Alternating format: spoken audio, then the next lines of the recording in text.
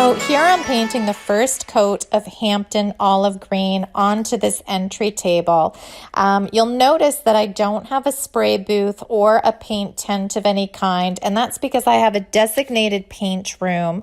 Also, this Husky Paint Gun, which I've owned since 2013. I can't believe it's been that many years already, but it still works fabulous, and it's set up so that I don't have a lot of overspray. So this really helps keep the paint spraying where it should be and not where it shouldn't.